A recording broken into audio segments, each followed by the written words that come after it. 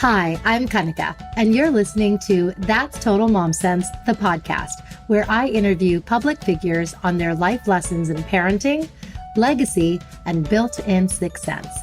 Hey, what's up? I'm Kelly Rowland, and you're checking out That's Total Mom Sense. Hi, this is Chelsea Clinton, and my experience on That's Total Mom Sense was fantastic. It's me, Bobby Brown. Can't wait to share my story. Thank you to my guests, brand partners, community, and you for making this show possible. Episodes release every Thursday wherever you listen to podcasts. You can join my tribe by logging on to thatstotalmomsense.com and by following me on YouTube, TikTok, and Instagram at Kanika Chadda Gupta. Now let's dive in to today's episode. Is your little one starting daycare and you have to label all their items? Do you need to keep track of all the water bottles at home? Do you want to help your toddler know left from right on their shoes? Look no further. Enter Name Bubbles.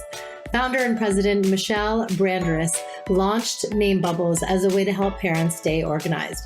After her experience of sending her son off to daycare only to discover half the things she packed for him didn't return home, she resorted to the tape and permanent marker method. To her dismay, the tape either peeled or fell off in the dishwasher. This quick fix solution didn't cut it, and with her son's severe nut allergy, she knew she needed to keep track of his things. The outcome? She discovered a new way to label, and NameBubbles.com was born. Today, it's been more than 15 years in the business. Name Bubbles is loved by parents worldwide and parent-owned and operated.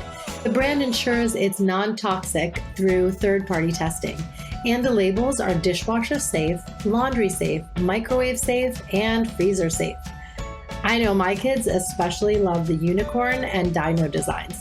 I appreciate that all their steel bottles have labels that remain intact, and laundry is a breeze since the names don't wash off.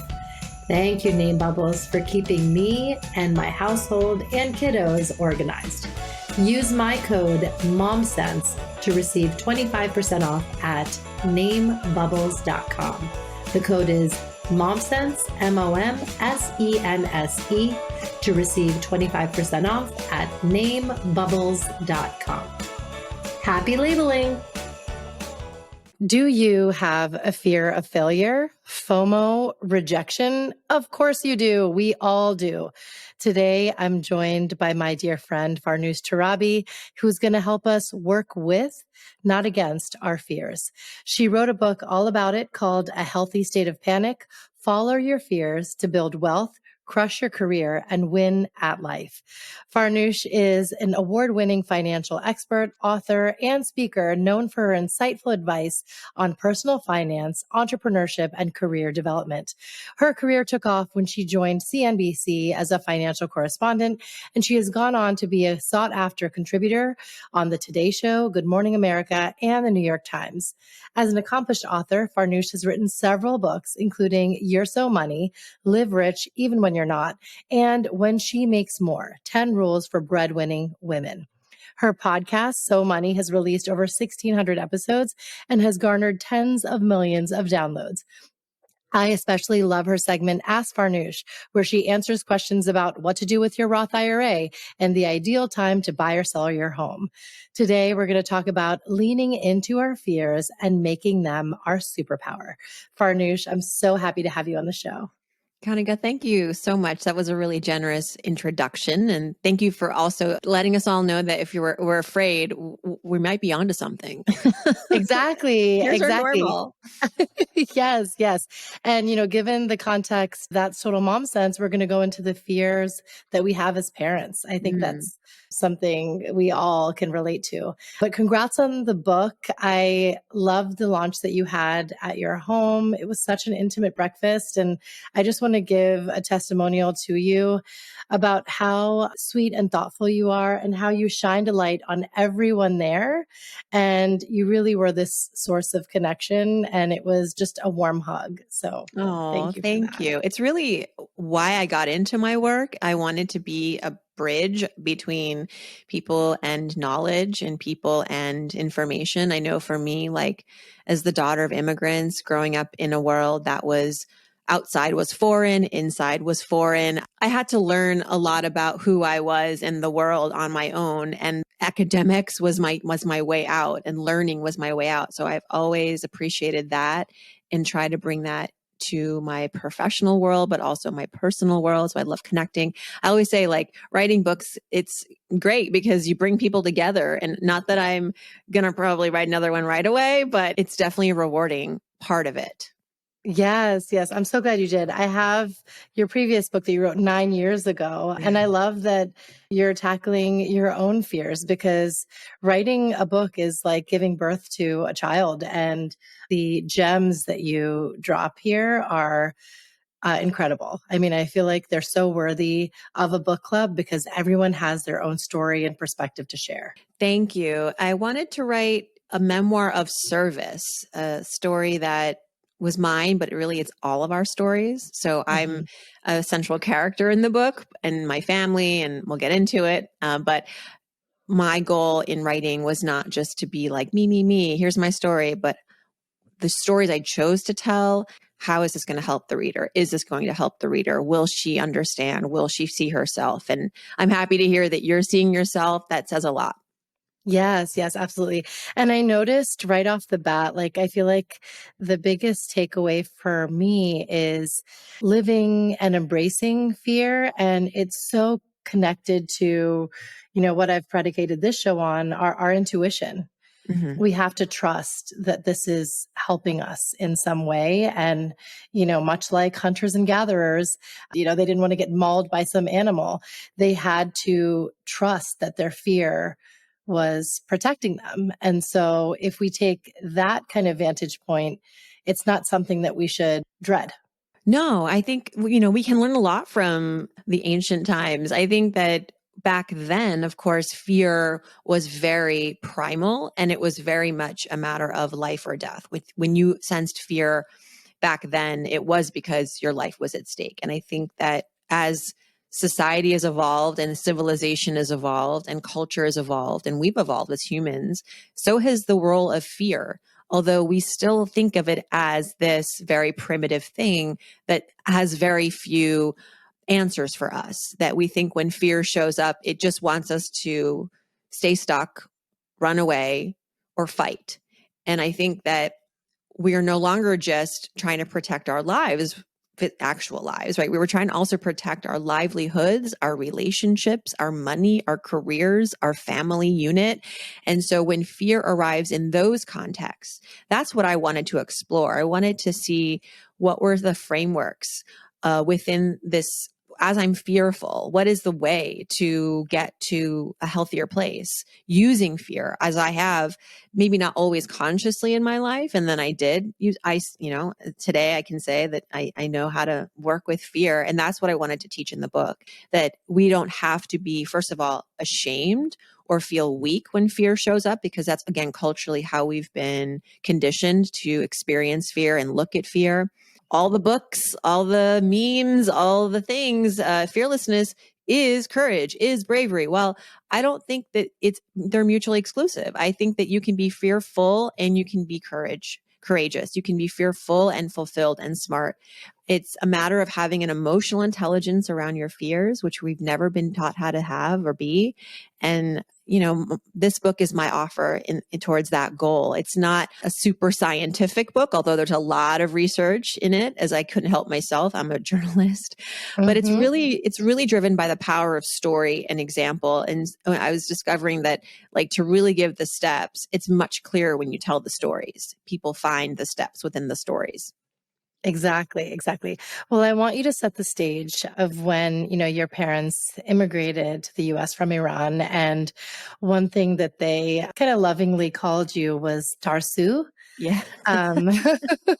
which means scaredy cat in Farsi, right? I was an emotional kid. I was not only a terrified child, and I cried a lot. My mom remembers me as just like this really emotionally charged child. Scared, weepy, zealous too at times. I just had all the range. And the fearfulness, though, was what really, I think, branded me as a kid. And just to give you context for how that happened, like how, you don't just arrive in the world terrified. I think that your environment influences you. And yeah, so my parents are immigrants, and my mother was 19 when she had me in the States. My mother never really had that foray into young adulthood. She was immediately saddled with responsibilities, including coming to America and having to start a new life here at 19, newly married, new to motherhood, new to everything American, and was justifiably scared. And this was the 80s. We were living in Worcester, Massachusetts, which the New York Times calls nobody's first choice. It is a robust city in the heart of Massachusetts, in the heart of New England, lots of rich culture and school. I think there's a huge billboard on Route 9 that's like Worcester, the city of 10 colleges and universities. And my dad was we moved there for my dad's graduate degree in physics. And nevertheless, it was also the 80s, the era of like kids on the backs of milk cartons. My parents watched a lot of 5 o'clock news. That's where they got their temperature of the day, like their risk tolerance derived from the media. And I work for the media, so I know like we don't always get it right. We tend to catastrophize. And so they had a little bit of this rumble of fear constantly protecting me, especially my mom, not speaking the language, not knowing how to drive, not really finding connection in her neighbors and friends in Worcester because there weren't a lot of Iranians. Yeah. As a result, I was like an appendage. I never left her ever. My mother kept me extremely close to her. And so I was always that kid that didn't trust anybody except my immediate family. And teachers. I remember in kindergarten, we had a substitute teacher, unannounced. This man came in and I immediately did not trust him.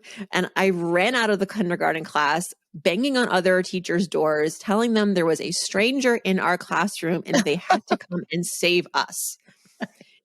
And there was another time when I opened the book with my 4-year-old self, throwing myself onto a running vehicle. The car was in park. Everything worked out. But the fear of being abandoned in that story, of being left alone, was what charged me out into the street, onto this car where I didn't want the woman who was babysitting me to run to the store to get something. It was the 80s. You could leave your kid at home. I do not regret being that terrified girl. It got me into some trouble, but I think what it ultimately gave me was an early relationship with fear and an intimate relationship with fear that carried through my young 20s and 30s. And ultimately I had to reconcile with it because I couldn't continue to be that 25-year-old jumping onto the hood of a car, whenever fear came my way. Like I can't keep dead ending myself, putting myself in harm's way, because fear can do that. It can, when you don't have the agency and you are a child and you don't have the understanding, you will make these impulse moves with your fear and it can be dangerous. And we take that into adulthood, not ever realizing like, oh, we're adults now. We are the ones with agency. Whatever emotion shows up at my doorstep, I'm the one in charge. We don't have to be victims of our emotions. We can actually be the ones that are calling the shots. And I had to reconcile with this in my 20s. And once I did that, my life started to open up. And that's where the advice in the book really is sourced from.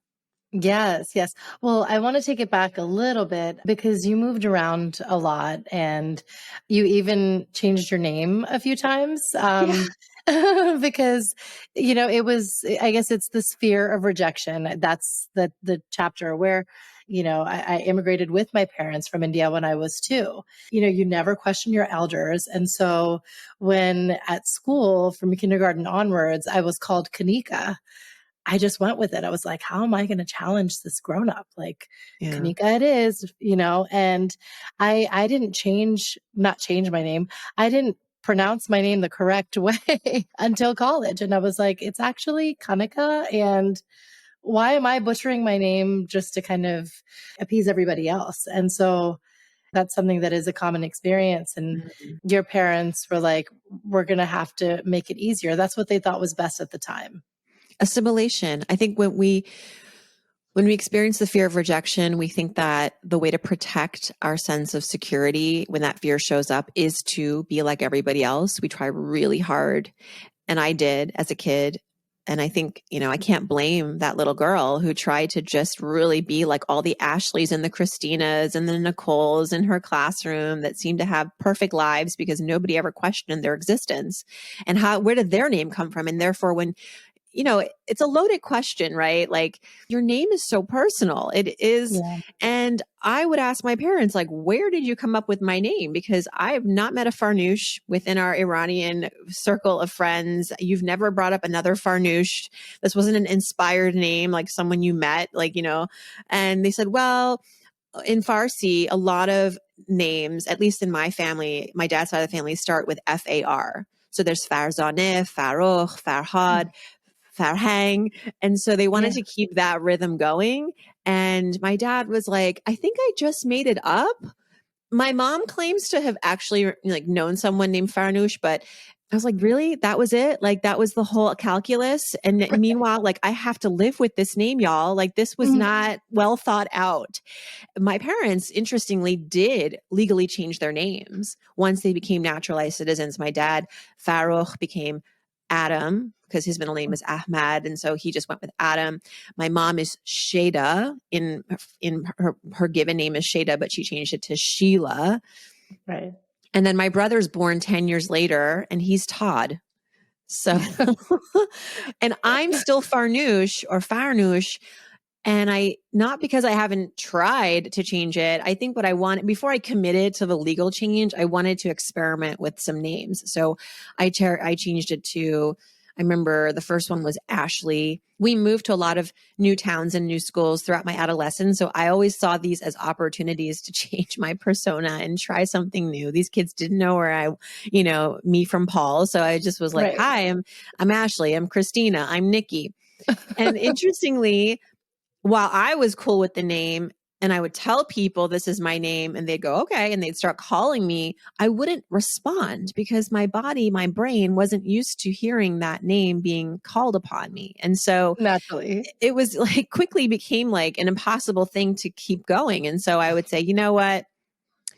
Let's drop the Christina. It's actually Farnoosh. That's my given name. I would always say it's my middle name, right. Or it's the Iran. So people would just call me Fran or Farah, believe it or not, and not without my approval or, having a conversation about it. They were just I remember I had this one gym teacher just called me Fran for 4 years. And I mean, my God.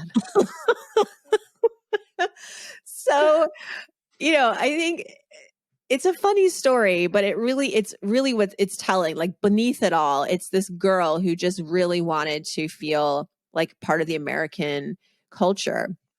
Yes. What we're named, our names are so attached to our sense of identity and belonging. It wasn't until I went to high school where a new school again, and this was a very diverse, culturally, religiously, all the ways diverse school, public, interestingly enough, and yet, and everybody was cool, was down with my name and my culture. And they gave me nicknames like Noosh and Nooshi. And I was like, what is going on? And the lesson there for me is that while I didn't have control over where we moved and all that, but as an adult, if you're fearing rejection because your environment is not cool with who you are, the impulse may be to try to force the connection. But really the fear is telling you, this is not a place for you and you need to go where you're loved. There is another place for you that's going to give you all the things that you deserve, which is your respect, safety, acceptance, or create your own community. Maybe you don't have to plug in somewhere, but build your own room full of cheerleaders and friends. I think that so often in life, we force the acceptance. And I love the saying that rejection is protection. And sometimes rejection happens not to you, but for you. And we need to trust the rejection because that is what ultimately carries us into a place of acceptance and a desire to go somewhere else.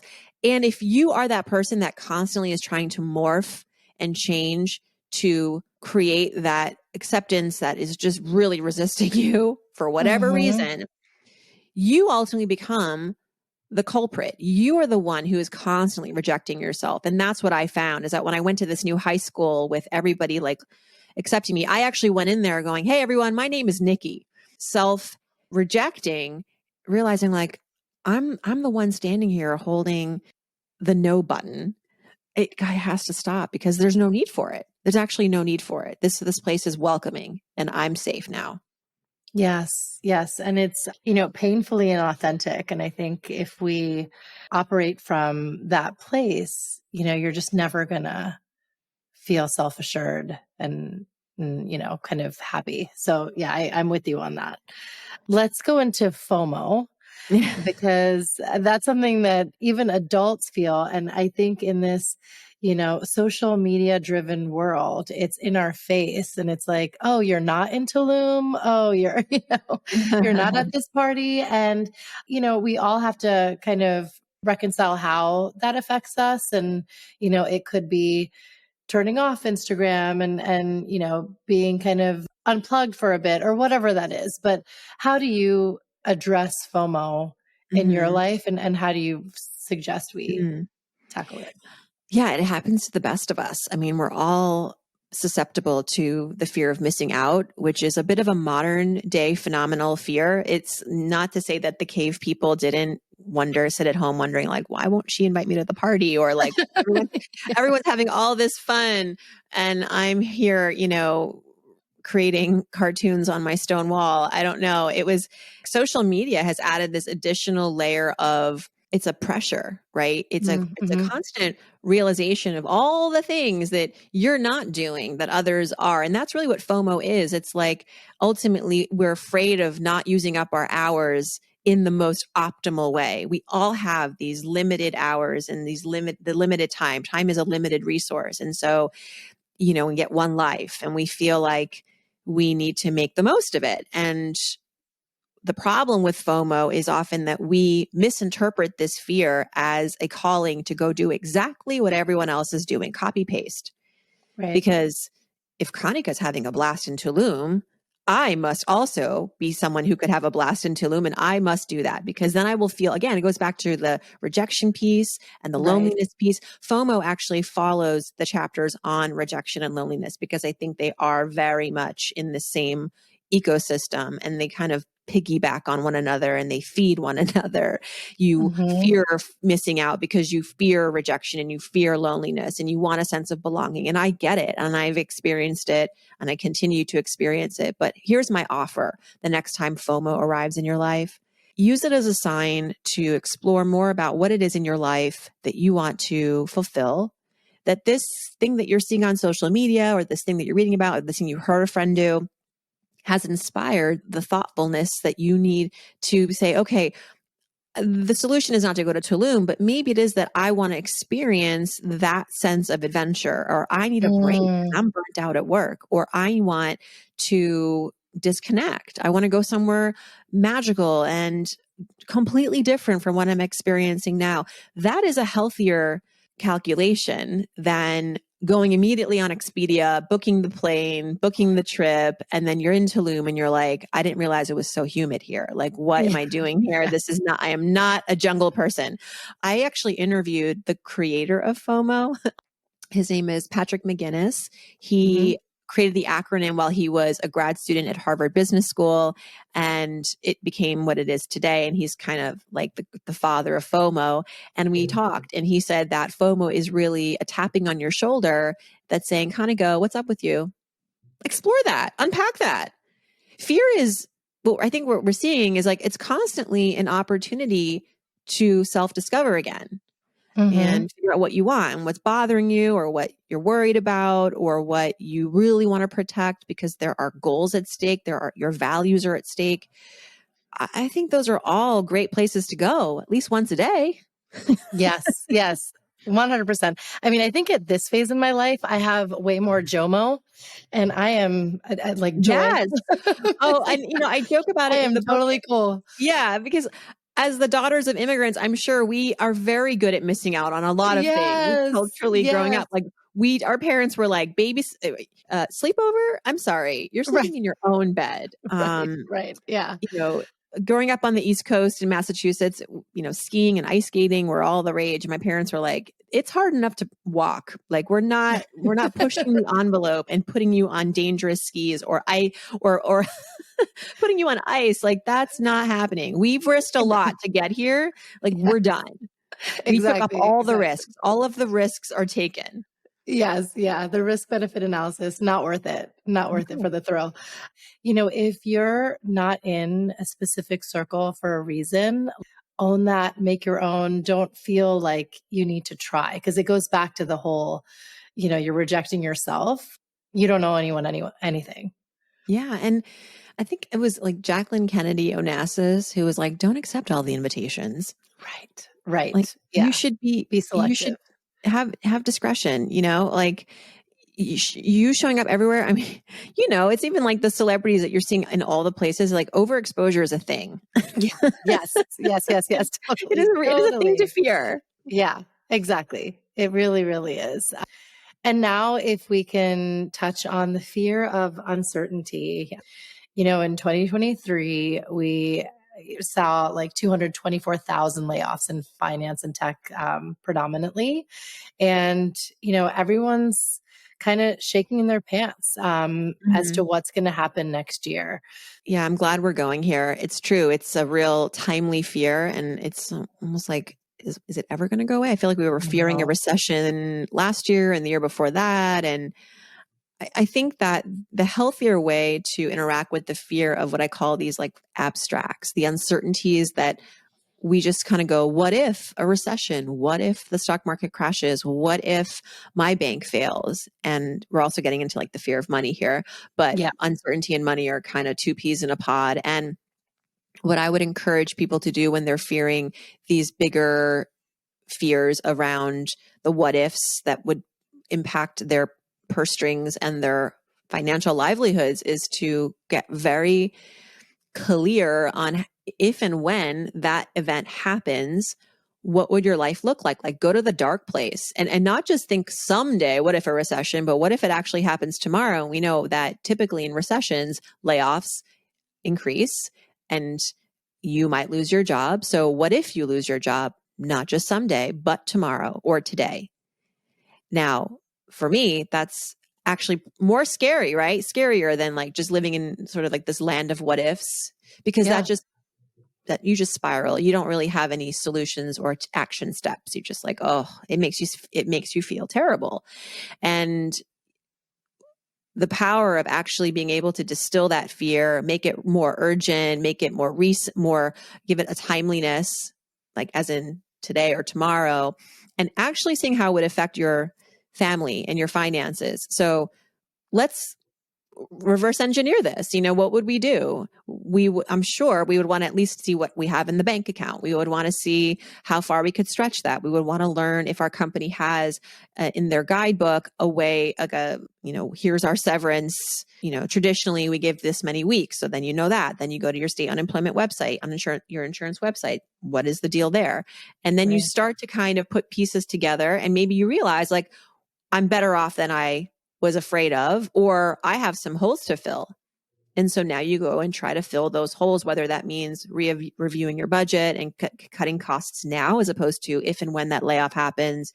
The good thing about this is that you're able to create a plan and review these things without that additional adrenaline of I've actually lost my job. It's much harder to make rational choices in that, moment where you're justifiably really, really scared, but you've done the sort of pre-work now of like managing that fear now before it actually happens to do some really important things. And then that's the healthy state of panic. Exactly. It softens the blow because you're prepared. Yes. And the other thing I want to say about financial uncertainty and any uncertainty is that when the fear of that shows up, when you anticipate uncertainty and you're afraid, the fear doesn't want you to try to manipulate the situation or try to control things you can't control. Like I lost my job in 2009, as did many Americans in the Great Recession. And it's not like I could go back and beg for my job. I couldn't go back and force them to give me my salary and my title. I couldn't even force another employer to do that because it was the recession. There weren't any Right. jobs. So it Right. wasn't even, that was not, it's not worth my time to try to manipulate uncertain things that are out of my control. But let's not forget, we have a lot of certainties in our lives that we can control.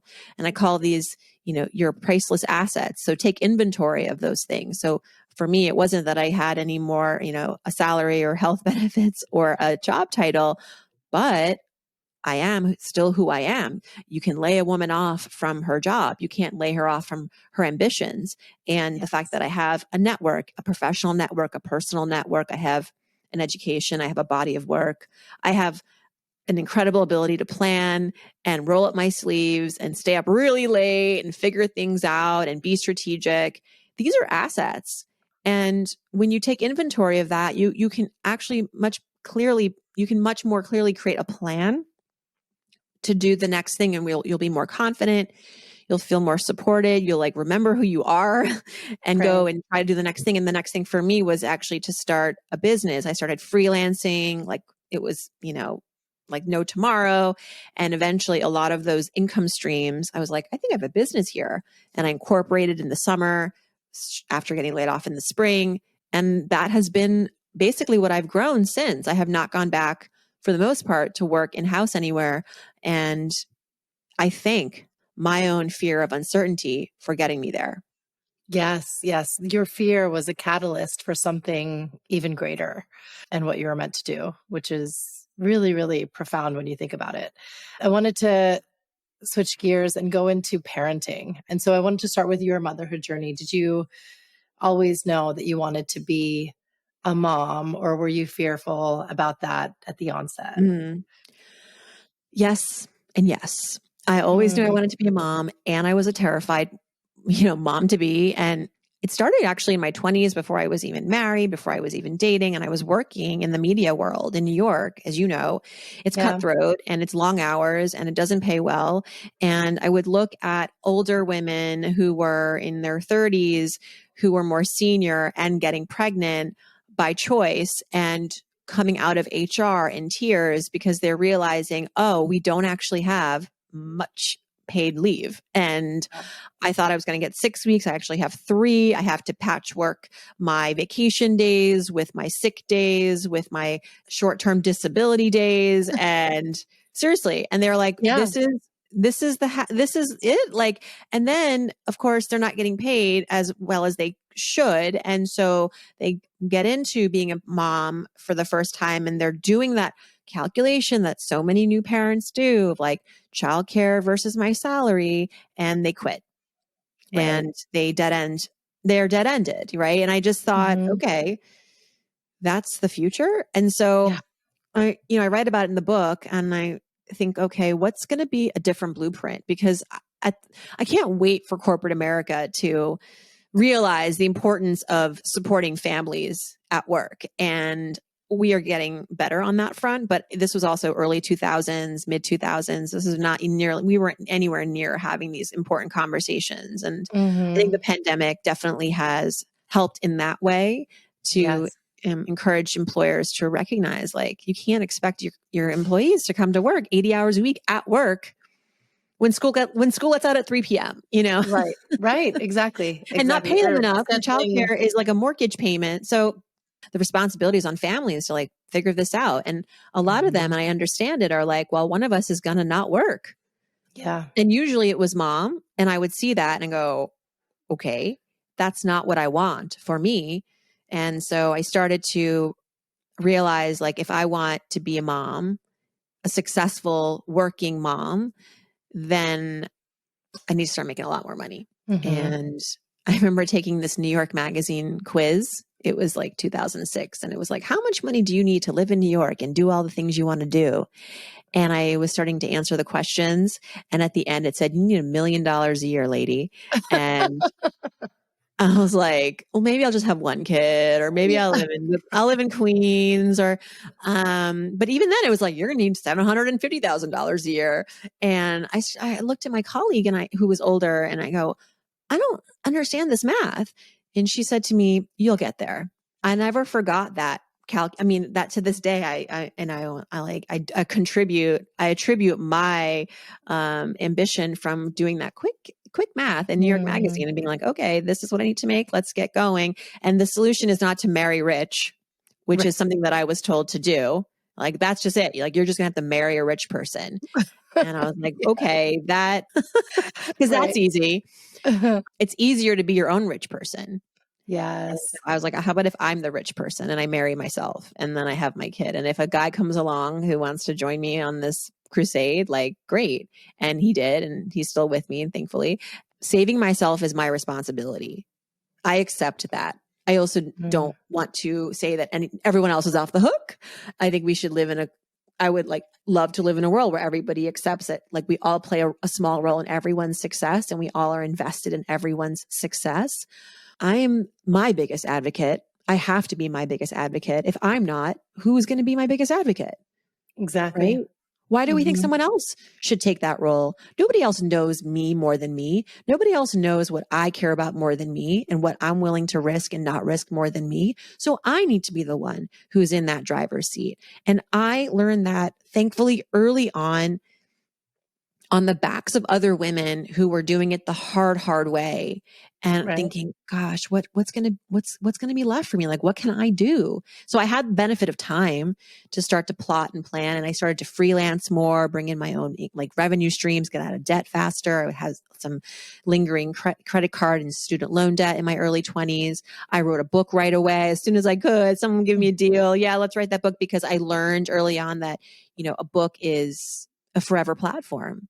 You can't get laid off from being an author and having a book. Like, that's always going to be selling and will always be a calling card. And that is why I've continued to write books, because for me, it's something that I love to do and I've seen the results and it has worked for me. Motherhood is not easy, but I think having had the years before motherhood to get really firm and successful in my career. Look, I said to myself, once I have children, I don't want to be somebody who's going into HR begging for time off. And it's not to say that it's so easy running your business and having a family, but you have no one to ask for permission from but yourself. Yes. And that's not a small thing. Autonomy is the big thing. Yeah. And one thing I encourage young women who are like, I want to be a mom and I'm working in corporate and I don't have entrepreneurial ambitions, that's fine. Nothing wrong with working a 9 to 5 and working in corporate or nonprofit or, having a boss. But what I encourage them to do is to really, really love what they do and try to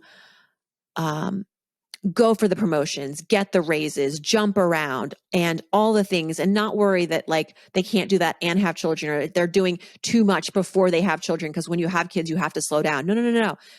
I want you to get to a place where you are so enamored with your career and you are making good money and you have more rungs on the ladder to climb, that when you have a child, you will not want to easily quit your job. Yeah. And you can have a motherhood and a thriving career. Where I see so many parents drop out of the workforce is usually they say, this is how it goes. It's a 2-step. They go, well, I did the math. I was a teacher, so childcare is way more than my teacher's salary. Get that. And then they say to me in the same breath, I also didn't love my job. So yeah, how can you have this new life that you're taking care of and go to a job you hate? Of course, you're not going to want to do that. Right. You much prefer being at home and being with you would feel terrible. But my son said to me the other day, because I said to him, I'm traveling again this week for my book. I'm going to Philadelphia. And he's like, Mom, our whole life has become a healthy state of panic stuff. and I said to him, Evan, I hope that one day you find a career that you love so much that you are willing to sometimes go do that. And life is not about being with your family 24/7. It's about a balance of things. It's about mom and dad going out there and connecting with other people. And how do we even have the house that we have? I have to work, right? There is an actual need for this. But also I said, I love it so much, Evan. I never want my kids to think that what I do is a drag. And listen, some days it is, but I don't want them to I want them to always think like, mom, love, because then it's like, why is she leaving us to go do this thing that she doesn't even like? Yeah, exactly. That's No, that's very confusing, I have to say, right. for everybody. Right. No, I think it's so important to live by there's an Indian concept, dharma, which is your duty and broadly your purpose. And so if you are living your purpose, not a day of your life will feel like work. And I think that's the goal. And that's something that as parents, we should be modeling for our kids so that Mhm. they do what is authentically exciting and fulfilling for them. I want to come back to fears because we have young kids, but soon to be teenagers, and I already catch myself thinking, I wouldn't want my kid to get anyone pregnant or OD on fentanyl. Like I Yes. go Oh, there, and yeah. I'm like, Yeah. No, I yeah, or go there. even just social media being so pervasive. So we're parenting in a very different world and in this digital age, and so it's so new to all of us. But yeah, how do we kind of just quell those fears? Wow. I know. I mean, funny story. Yesterday, my husband and I are both home. My kids are home because it's a holiday, school day, but it's a holiday. And my husband's upstairs. My kids are downstairs. I decide to go work out. It's in the morning. So my kids are old enough where like if they need something, they just like they knew where their dad was. It wasn't like we all had, when your kids are like 2, you can't leave them alone in a Yeah, room. But they're yeah. 9 and 6. Like they're fine. They're watching Right, TV. right. They won't even know I'm gone. But as I'm driving to the gym, I have my mother. Like I feel like the older you get, you're like, I'm really just my mom. And so I text my daughter on her iPad because I know she's on her iPad. She has an email attached to her account. And so I email her. I said, Colette, don't eat anything crunchy. I don't want any food getting stuck in your throat. Oh my goodness. Yeah, but I feel you. I totally I feel have these, that's my because you're biggest gone for an fear. hour. Yeah, because I'm like, what if your dad's taking a shower and you're choking Yeah. and your brother is watching like his iPad and doesn't know he doesn't know CPR or like the Heimlich maneuver. And so I have these fears because also she's like that child who will put something in her mouth and do a cartwheel because that's, her nature. She's like really a free spirit. And so I texted her and I said, I didn't want to use like catastrophizing words. I was just like, please don't eat anything crunchy. I don't want it to get stuck in your throat. I didn't say like, I don't want you to choke and die. Right. I have to be very like, I have to dance around the issue. But she wrote back, she's like, okay, mommy. And then I could like go off and do my workout without stressing about that. And I don't know if that's rational or not, but it is who I am. And there was an easy way to kind of like address it. So I find that like if there are these moments in your life as a parent when you fear these things and like deep down, like there's like no chance of that actual danger happening. Yeah. Nevertheless, like we fear things that actually have such a small chance of happening. So let's also fear the things that have a big chance of happening, like crossing the street and getting hit by a car. That's a huge, relatively, like, especially depending on where you live, like riding your bike I see kids riding their bikes without helmets all the time. I saw a young boy riding his bike without a helmet on his cell phone on a busy street in my town during Oh my like goodness. 5:00 rush hour. And I wanted to get his attention and say, hey, but like, I didn't also, that would have caused an accident, Right. So I just hope that he goes home and along the way, someone tells him, hey, or tells his parent, I saw your son riding his bike without his helmet on or on his cell phone. Like have a conversation with your kid. I hope someone does that for me. I think we all have to work together to like extend our fears Look out onto for each each other, other. look out for each other. Mm-hmm. For me personally, as my kids become teenagers, I'm concerned about their friend groups. I'm concerned about cell phone usage. And I'm hoping that by the time they become 13, 14 and entering high school, that there are laws that prohibit cell phone use or maybe social media app use. I know technically you have to be 14, but let's be honest, everybody's getting on Instagram earlier than that. And I think I'd rather be the parent who says absolutely not to social media until maybe your prefrontal cortex has fully developed. Yeah. And if that's going to create social setbacks for them, well, then you know what? I will create a fund for their therapy sessions starting now that they can use and dip into all through their life, because Right. it's sort of it's like you're weighing two fears. You're weighing two, and I talk about this in the book a lot, like you're afraid of something right now, and I will raise you that fear and show you something even scarier down the road if you don't do something about this fear right now. If you don't do something with Yes. this fear right now. Yes. Like we're talking about parenting, but like in the money world, this happens a lot. Like I'm afraid of investing because the stock market is so volatile. So I'm just going to put my money in bonds. And I'm like, okay, but I'm going to paint you a more terrifying picture. You're 69 years old. You're 85 years old. You have nothing. So now you have to go and work under those very unflattering lights at Sam's Club, greeting people, handing out, Ritz crackers to the same guy who keeps coming back to your Ritz cracker table. And now you're best friends and you're living with your children. I'm sorry. What's scarier, right? Right. Let's go back to today and actually invest, because we know that investing is the only way we're going to compound our wealth in a short period of time. And yeah, the market's volatile, but that's what it does. Sometimes Yeah. fear exists because there is a lack of knowledge. There is no education. There isn't enough context. You haven't done the homework. So when you're afraid of anything, whether it's as your role as a parent, as an investor, in your career, maybe a first healthy move is just to learn more about what you're up against. It might be the little step you need to kind of go, oh, actually, I don't have to not do this thing. I can actually do it. And I'm actually going to do it more informed now. Thanks, fear. I am superstitious, and I was wondering if you are too. Something that I like to do whenever I have a speaking engagement with my podcast is I have a little elephant. It's a Ganesh that I keep. It's my good luck charm. And so I was wondering if you had something like that too, because I think that kind of calms fears a little bit. Mm.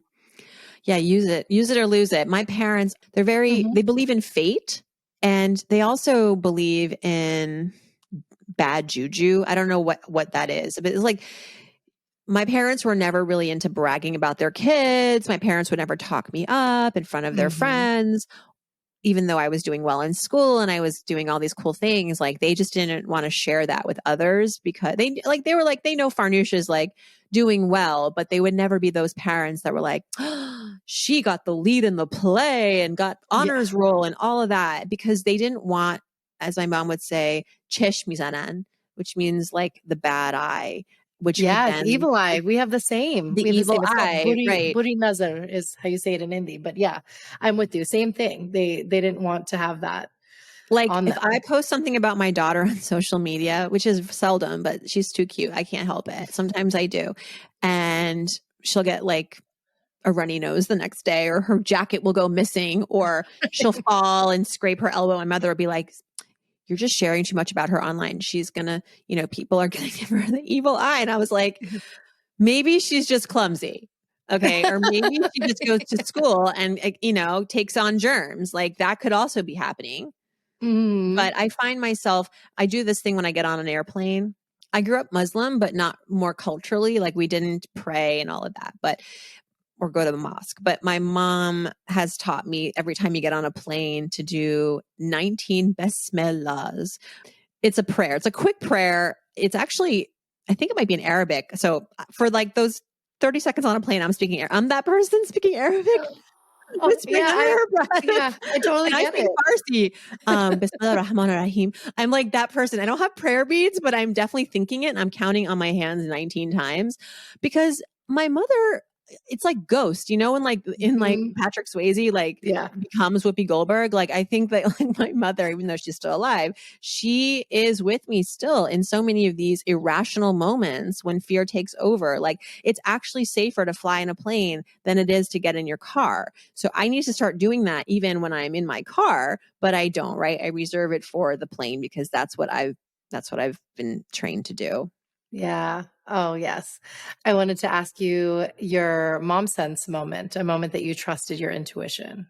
When my son was really little, he was a little bit behind in school. He wasn't as chatty as his friends, and he was slow to speak.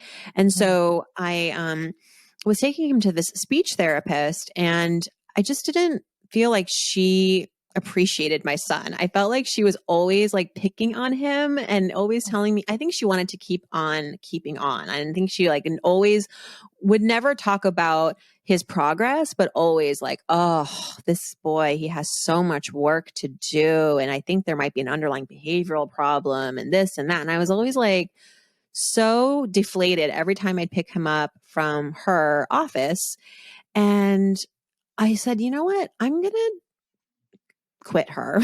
Yeah. Like I We're need done to with this. go Yeah. somewhere else. And she had been highly recommended. And she loved to talk about how so many of her speech therapy students went on to Harvard. And I thought that was actually a red flag as soon as we met. I'm like, why are you talking about whenever you're going to a specialist and they're not talking about your child, but actually their resume and all the students they've helped and they've gone on to high places, like there's a place and time for that. It's called your website. But when you're Right. in the meeting, you want to learn how they're going to specifically help your child because they've observed certain things and they have very tailored ways of doing that for your kid. It's not like you're just coming and going through the mill, you know? Exactly. And Exactly. I just didn't trust her. And I perfectly fine, like lady and you know, accredited and all of that. But she hadn't caught up with the times. I feel like she started, you know, back in the 50s and 60s. And now this was sort of her retirement era. And I think maybe she'd lost touch, I think, with some of the new families that come into the neighborhood and where we were from and all of our lived experiences. And I just think that it was not a good match. And I went against a lot of people's recommendations. Like, you got to stick with her. She's great. And we went somewhere else, which was actually the woman would come to our house. She would go to his school. This other woman was very rigid. We had to go up her like 3 flights of stairs in Park Slope every Tuesday with my 2-year-old, you know, and by the time he'd get there, he was exhausted and couldn't do the 45-minute session. And most days he would just put his head on the table and she'd be like, he was very difficult today. Oh And my God. like didn't understand, like he's 2 and we just took the crosstown bus and now we went up 3 flights of stairs and it's his nap time. And this was the only time you gave us. So I feel like you have to be such an advocate for your kid.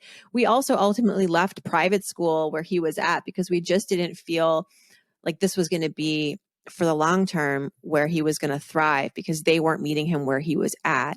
And so we moved to a suburb where they have great school districts. I think that my parents always did that for us. The reason we bounced around a lot wasn't just because they had this need to, you know, adjust their lifestyle every time my dad made more and get a bigger house. That was also because they selected the neighborhoods we went to because they were safer, because they had better schools, public schools. And they knew that ultimately we were the ones, the children, that were going to benefit the most from being in that environment. And I think your kids, you know, they're their own people, but as their guardians, we have to be their advocates right now. They don't, and they will advocate for themselves. Trust me, my kids, they know how to stick up for themselves, but there are a lot of subtleties, you know, in the adult world that only an adult can pick up on, that you owe it to your kids to, you know, strike when it feels, those red flags, which I talk about in the book, are my best friends. Red flags are great. People show you who they are. They tell you who you are immediately. Trust that. Don't react right away, but put it in your back pocket. And if it starts to become a pattern, you know what? I think you need to trust that fear. Right. They're harbingers. They're helping you along your path. And I think they provide a solace in a way. It's great. Yeah. I still talk about that woman and my husband's like, you need to drop it. I was like, but I can't, you know, because I took it personally. It's my son, you know? I know. Yeah. But it gave you that knowing of, you know, just because everybody's doing it doesn't mean it works for you. And you know your child best. And I think that's what, you know, this mom sense, dad sense I speak of truly is no one can help you parent your child other than you. I wanted to ask you to kind of channel your mom. I've heard you do your version mom, and I love it. I love it. And it's in the most sweet way, it nostalgic kind of way, you know? Mm-hmm. So if you could have her channel her and talking about you and the book. And Oh, yeah. Well, she is a central character in A Healthy State of Panic. And as I'm writing, I'm worried that I'm going to make her feel uncomfortable or sad and not look, we all have memories, but there are memories and there are points of view, and it's how we left that memory feeling, and not always the people we shared those memories with experienced it in the same way. And so while these stories are true as I can remember and as true as I felt them, there's always another version, and my mom always has another version. I don't remember it that way, It's because we didn't talk about things. We never talked about our yeah, feelings growing up. yeah, So exactly. this was the chance for her to know how I felt and also how I reflected on her. And I wrote this book in my 40s. I would not have written the same book given the task of having to reflect on my mother in my 20s, because I hadn't become a mom yet. I hadn't experienced life, and I hadn't really ultimately grown to appreciate her sacrifices, and realizing that although I wouldn't do a lot of the same things that she did in raising my kids, I really know that she did the best she could. Like, she had very few resources. I have all the resources. And Mm, so I can't judge her. I can't fault her. yeah, And ultimately, like she says, it all work out. that's awesome. Yeah, So Farnoosh don't June. feel bad for me. I don't feel Yeah, bad for me. I used to feel bad for me. I think we all yeah, feel bad for ourselves sometimes. Like, I oh, know, I but know. don't feel bad for us. It's, it all work out. It all work out in the end. 100%. And where can my listeners find you?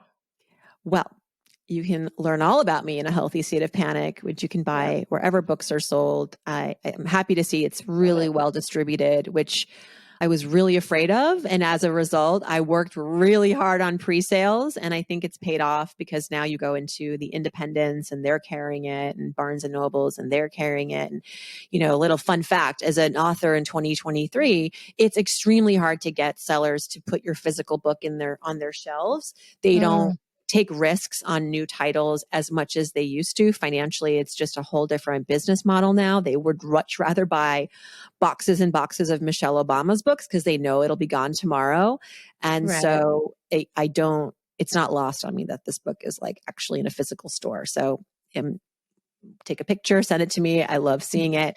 Also, I host So Money, my podcast, 3 days a week. And Ask Farnoosh is also my favorite segment of the week. Although I love all the guests that come on Mondays and Wednesdays, I think I love mostly sitting with our audience and answering their questions.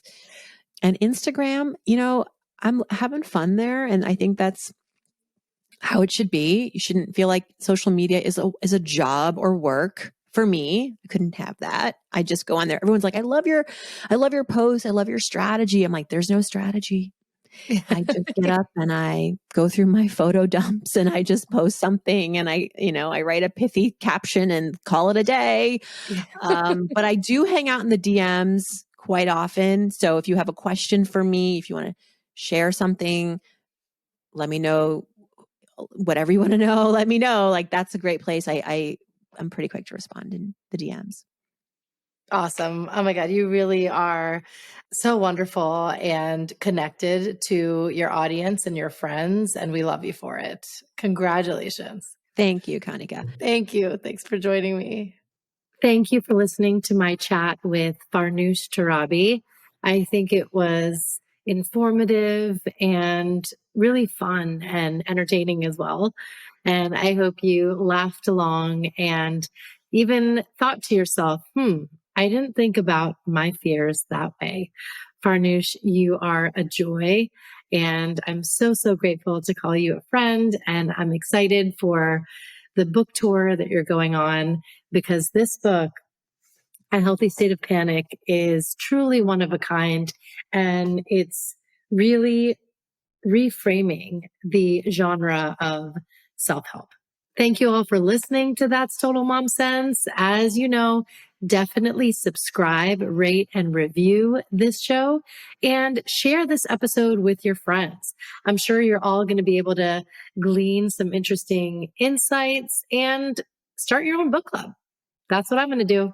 A Healthy State of Panic is available wherever books are sold.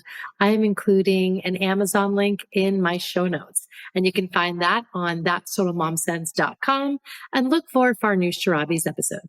Be sure to check out my sponsor, namebubbles.com. And here is an example. I've used some labels already. These labels are ideal for when your kids are in daycare all the way through grade school.